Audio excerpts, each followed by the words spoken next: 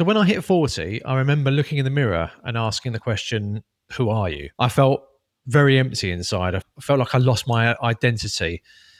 And yes, I mean, I had a good job, comfy lifestyle, all the things, and, the modern man would want. But I just remember having those feelings. And please let me know if that sounds familiar, because I can pretty much guarantee it's probably quite a familiar thing for a lot of people my age. So if this does sound familiar and you're wondering where all the time has gone and you're still trying to figure it all out, then this video is definitely for you. Today, I'm going to share with you 5 mindset shifts that have changed my life completely since I started my escape plan three to 6 months ago. Now, these aren't feel-good platitudes. These are actual mental rewiring techniques that have got me from feeling stuck and not being able to do anything about my life to actually getting into a place where I'm starting to enjoy what I'm doing and see hope for the future. And here's the thing. Starting over again at our age isn't necessarily about changing what we do. It's also about fundamentally changing the way we think. So before we dive in, if you could hit the subscribe button, hit the like button, it just helps me confirm that I'm on the right path with my content. Okay, so let's dive into the video now. So mindset shift number 1, from scarcity to abundance. Now you're probably thinking, what the hell is he talking about? So let me give you some examples. Scarcity thinking is when someone our age will turn around and say, oh, there's no opportunities left. I'm too old for this. We don't have these opportunities the young guys have anymore. The world is different now. And another classic is, I should have started this 20 years ago. There's not enough time left now. Now, I got stuck in this way of thinking for absolutely months and months. And every time I thought about making a change, I would make an excuse up. Oh, I can't afford to do this. I don't possibly have enough time to fit that in. I'm not going to be able to do that because I don't have enough knowledge, not enough time to build anything new. I don't have enough connections, not enough. Now, this basically turns you into a negative Nigel. Okay, no one wants to be a negative Nigel. But here's what I discovered. Scarcity thinking is often disguised as pretty much fear of failure, fear of judgment, fear of being too late to the party. And we operate on fear on a daily basis. The older we get, we edged more towards our comfort zone and try to stay away from fear and riskier things. But the thing is, the fear is keeping us in the place that we no longer want to be. So even though fear is there, it has a purpose. It's designed to keep you safe. It's designed to keep you away from danger. We, at this precise moment in time, we need to let go of that fear. Now, the abundance shift happens very gradually. It's not a quick fix. Okay, so you're not going to just suddenly click your fingers and start thinking, completely changing your way of thinking. It's something that happens with time. And it really shifted with me when I was watching YouTube and I started following a lot of channels who are people in their 40s, 50s, and just hearing their stories, hearing how they've changed their life by simply changing the way they think. Not necessarily by how they suddenly change what they do. It's about their mental shifts, and that really hit home with me. So suddenly I realized that my timeline wasn't universal. There are people actually doing this in their 40s and 50s, learning new skills, changing their life completely. We're led to believe that once we hit this age, we're sort of start to wind down. It's too late to do anything else. You're not wanted in the workplace anymore, which to a certain extent is still true, but it leaves a lot of people my age completely confused with what to do, especially if they want to change something about their life, change their career, or start their own business. It's really difficult when you're told, you've been fed all of this sort of negative information constantly. So finding these people on YouTube really made a huge difference to me, and just hearing what some of them are earning by simply having a YouTube channel or starting their own business, their own side hustle in consulting, selling digital products, anything like that is just, it still blows my mind now. So let's come up with some examples of what abundance thinking sounds like. So scarcity thinking would be something like, I'm too old for this. No one wants to hear from me. Abundance thinking would be, I've got decades of experience that the younger generation don't have. So essentially, you're no longer being a negative Nigel, you're actually being a positive Peter. So what I did, instead of focusing on the things I lack, I started to recognize the skills that I had to offer. Now, what I did then is wrote them all down. I then wrote down every contact that I had, and I'll be honest, you'll be mind blown to how many skills and how many contacts that you have at this age. Okay, there's things that you wouldn't necessarily thought would be an important skill, that things that you may have done that especially the younger generation wouldn't have a clue to do. So if I was you, write them all down. It just makes the whole thing a lot more clearer. You'll get a lot more clarity on what you actually have to offer. So to sum up, the abundance way of thinking basically frees us from all that negative thinking. It allows us to spot opportunities, options, resources, and skills that we have in a way that scarcity thinking doesn't. So the second mind shift was choosing learning over perfection. Now, this is quite a big one for me. In your 20s, you can generally fake it till you make it and stumble around, and be the village idiot because you're young and you're naive. And you make loads of mistakes, and that's what people expect. You're young, okay? That's what happens. You're learning. But when you get into your 30s and 40s, that completely shifts. You're then seen to be very responsible, very knowledgeable on things. So we develop this crushing need to feel competent at all times. Now, when I hit 40, before I was thinking about my escape plan, I wanted to have a career change. Now, I was completely paralyzed when I saw job postings, for certain things, and I would look in the job description and I would just notice all of the skills that I didn't have, everything that I lacked. So I would then think to myself, I've got to learn all of these skills. Nobody's going to employ me if I can't do a large percentage of the skills required on the job descriptions. Now, I'm sure a lot of you can sort of resonate with this. This is also called imposter syndrome. Okay, it's very well known. It's a thing where a huge amount of people suffer from. So I did what many of us would do. I enrolled into courses. I was reading loads of books, watching YouTube videos about certain things, trying to get qualified for these positions that I didn't necessarily want, but felt like I had to have in order to have this change in my life, be able to progress. So the perfectionist mindset whispers to you, you need to be fully prepared before you start or before you apply for this position. You can't let anyone see you struggle. And if you're not naturally good at something, then you don't belong here. And here's the thing.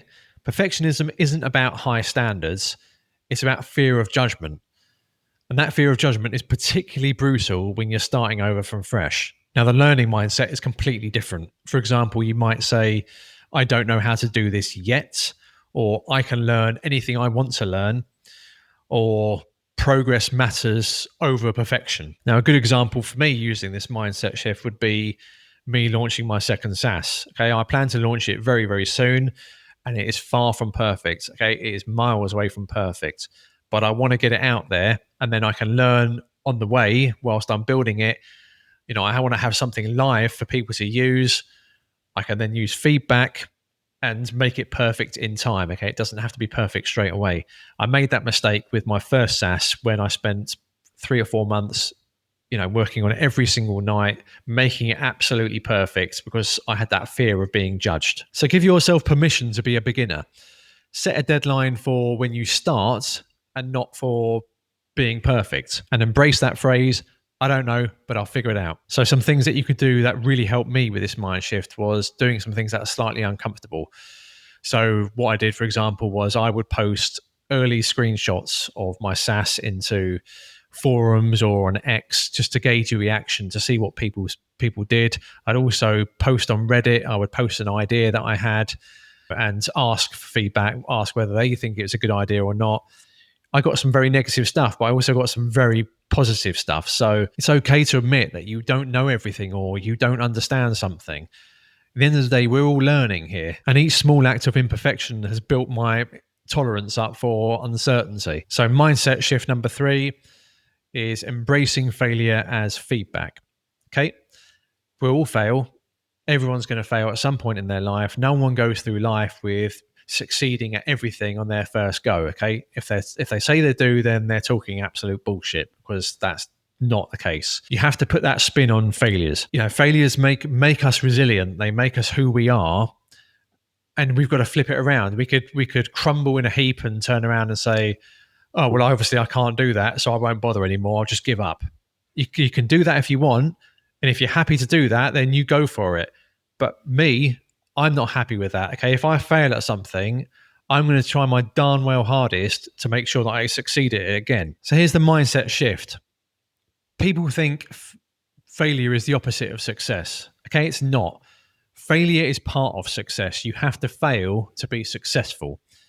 So that's important. You need to recognize that, because if you don't recognize that, you will never succeed. People who have succeeded in the past, all of the millionaires, all the billionaires in the world, they would have failed at first. Okay? They would have failed at something. Like I said before, it is part of who we are. It's what we do. It's all about growing up. We fail to then progress to being successful at it. What's really helped me is actually reframing my language. Instead of saying I failed, say something like I learned.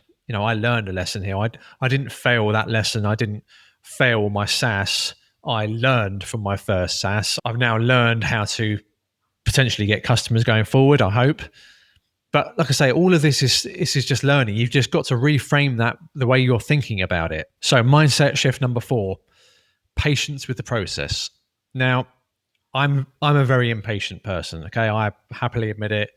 I have zero patience. The only thing I actually have patience with is when I go fishing. My wife will turn around and say, "Why the hell would you want to sit by a lake, not catching anything all day, or sit around catching a fish that you throw back?" And a lot of people think exactly the same thing. But at that time, I can be extremely patient because I love it. I love being in that environment. I love having that anticipation of getting the bite. And I'm going completely off topic here, but I'm just saying that patience is something that a lot of people struggle with. And especially this day and age when we have so much stuff available of a click of a button. For example, we have Netflix. When I was a kid, we had VHS. You had to put the video in, or firstly you had to go to the video rental shop to get your video out, come back, put it in the VHS in the video player, whatever it is, and then you can watch the video. And then there's the overnight success stories. They're all over YouTube. They're all over the internet. We buy into these stories where people are making millions within a few months, or someone's got rich with crypto overnight. These things, they're so rare. Okay, I've learned the hard way. Okay, I still invest in crypto. I do love it, not at the moment, but I went into it thinking, oh, I'm going to make a shit ton of money here. This is, from what I've been told, it's literally a case of buying this and that, and then just within a few weeks, I'm a multimillionaire. Couldn't be further from the truth. Okay, 4 years later, and I'm still waiting for that money. So nothing comes easy in this life. Like I said before, when you're over 40, you know this. You've learned all the tricks. If you're going to have that overnight success story, it probably would have happened by now. So you have to be patient.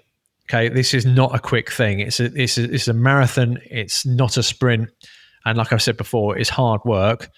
But hopefully, within time, you'll start to see improvements. And that patience will start to question it and think, actually, being patient was the right thing here, because it means I built something real. It's fundamentally strong. It's got solid foundations, and it's sustainable. Okay, so you have to put that positive spin on patience. Progress comes in waves. It doesn't all happen at once. A few weeks ago, I was on a roll with my SaaS. I was getting loads of stuff done. And then over the last week, I've hit a stumbling block where I just cannot get it to work. So I feel like I've literally wasted a week, I've not made any progress on my SaaS this week whatsoever, because I'm trying to get over this stumbling block. And that's perfectly normal. Like I said, it's not just this chart that just goes up and up and up. This is more like a sort of shape. It's more like a financial chart. It's zigzaggy. It's not just a straight line up. So you have to learn that. You have to recognize that you're going to have periods of time that are progressing very fast, and then you're going to have periods of time where you're not progressing at all, and you're starting to think negatively, and you're thinking, I can't do this. It's not working. The other aspect about patience is giving yourself permission to evolve your journey as you go. The path I ended up taking actually looked very different to what I originally planned. And that's okay. I'm perfectly okay with that. The willingness to adjust and adapt is all part of the process. It doesn't necessarily mean that you're doing it wrong. And the final mindset shift is redefining success. Now, this is a very important one because it affects how you evaluate every other aspect of your journey. For most of my adult life, and I imagine probably a lot of others as well, success is defined by external markers. Now, things like having a flash car, having a high salary, having a big house with a big garden, things like that. In a lot of cases, these definitions aren't necessarily wrong, but it's how you define success. Now, a lot of people would define success as being things that are materialistic, like we were saying, about having a flash car, having a high salary, having a lifestyle that involves going to Dubai every few months, or jetting off to the Bahamas. That's all materialistic stuff. Having a flash watch, that's not necessarily what success has to be. Now, don't get me wrong, I wouldn't say no to a holiday to the Bahamas or Dubai or somewhere like that, and just a half decent car would be nice, to be perfectly honest. But it's not until recently that I sort of changed my way of thinking about success. Instead of thinking that success is external factors, I started thinking about success being sort of internal factors. Instead of thinking, would this impress other people? Would my success, would I feel successful by impressing friends or family or whoever? Or is success more about fulfillment, fulfilling myself? And I think until you realize that, I don't think you'll ever find yourself being completely successful, because there'll always be the next thing. And when you start over at 40, it gives you this opportunity to redefine what success means to you. You don't have to go down the classic route of thinking, if I have a flash car, if I'm making 10K a month, that means I must be successful. You don't have to be like that. Okay. You can decide if success means to you, you're able to quit your 9 to 5 job, make 3K a year, gives you more time, then you've been successful. Okay. It's a lot easier to achieve success from inner fulfillment rather than external fulfillment. And I hope that makes sense, because I knew what I was trying to say, but I'm not sure if it came out right or not. But look, I'm not going to go any further into any more of this discussion, because I've been banging on for the best part of, I'm looking at my arm, there's no watching it, for about half an hour now. So there's going to have to be some serious editing in this video. But look, I hope you've got some value from it. And starting over 40 isn't about starting from scratch. You're starting from a point of everything. You have a fountain of knowledge. You have your whys. You've got a story to tell. It's just you've got to get it out to the world. That's all. And I've been preaching this in all of my videos so far. So even if you think you've got the most boring story in the world, there'll be people who want to listen to it, okay? Because I can guarantee you a lot of people will find it interesting, even though you might not think it's interesting, but there'll be a lot of people who do. And I really encourage you to try these mindset shifts, okay? It's made the world of difference to me, even just from starting them 3 or 4 months ago.